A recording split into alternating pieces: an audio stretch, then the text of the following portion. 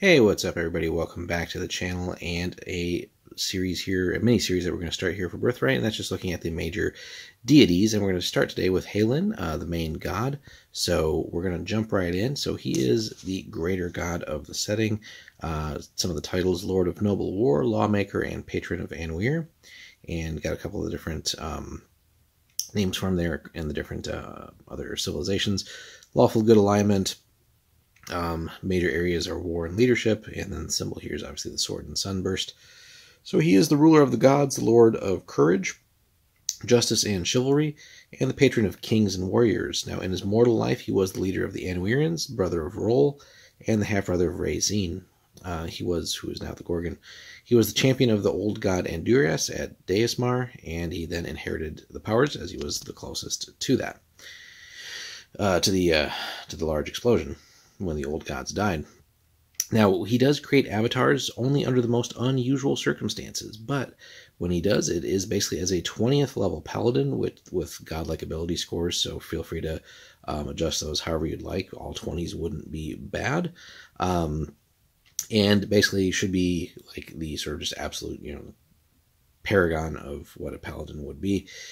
He does wear plate +5, carries a two-handed sword +4 with both sharpness and disruption properties, and basically appears as he did in life. So a tall, clear-eyed warrior carrying a sword and scepter, and surrounded by an aura of golden light. So it should just be a, again, badass noble warrior.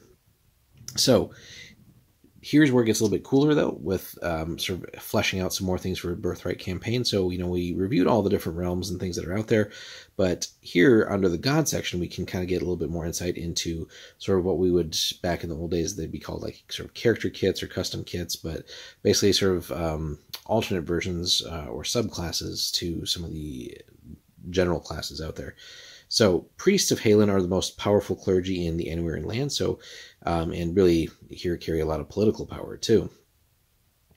Traditionally, they're advisors to kings and guardians of the investiture of regency. Large temples are often bases for legions of temple soldiers led by paladins. So again, you got political and military powers sort of built into the priesthood there too. Requirement scores you can see are there. I do like that for Birthright, even with some of the ways that 5th Ed has certainly changed from 2nd, but making them kind of fit here to the requirements is pretty neat thing, at least I think so. But we can see his major abilities here. Now, they do get some perks as well. So you get a +2 bonus to saves versus fear, hold, and mind-affecting magic. You do get 3, and this is at different levels, right? So level 1. At level 5, you get 3 attacks per 2 rounds. You might have to adjust that versus where 5th is at now. But basically just earlier access to more attacks per turn. And then level 9, +1 to attacks with weapons of your choice. And then the paladins. Haelyn's paladins are recognized as knights and carry the power to execute justice as they see fit. They may select a weapon of choice, with which they gain a bonus +1 to attack rolls. So again, sometimes it does get a little bit crazy combining some of these older things with some of the clear ways that a lot of 5th Ed characters and classes and stuff like that are just that much stronger than they were back in the day here. But some of these buffs are still pretty cool and really helps customize and flavor the different deities and their followers. So should you choose to be one. But let us know, guys, your thoughts on Haelyn in general.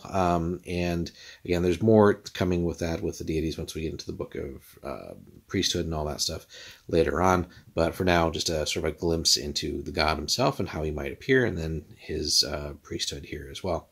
So hope you enjoyed, guys. Again, for those seeing it, this is initially a Patreon exclusive, and will become available a little bit down the road for regular YouTube channel members. But so a lot of the stuff will be early access to our patrons, so definitely another reason to jump on that, in addition to unique content that we'll have for Birthright that will most likely remain Patreon exclusive, and some other perks and things like that as well, including access to our Discord, etc. So we can chat with some other like-minded folks on those who love this campaign setting and some of the other older classic D&D settings. So hope you enjoyed. We'll be moving on with Eric next, but thanks so much for watching. Like, comment, subscribe, and check out our Patreon. Take care.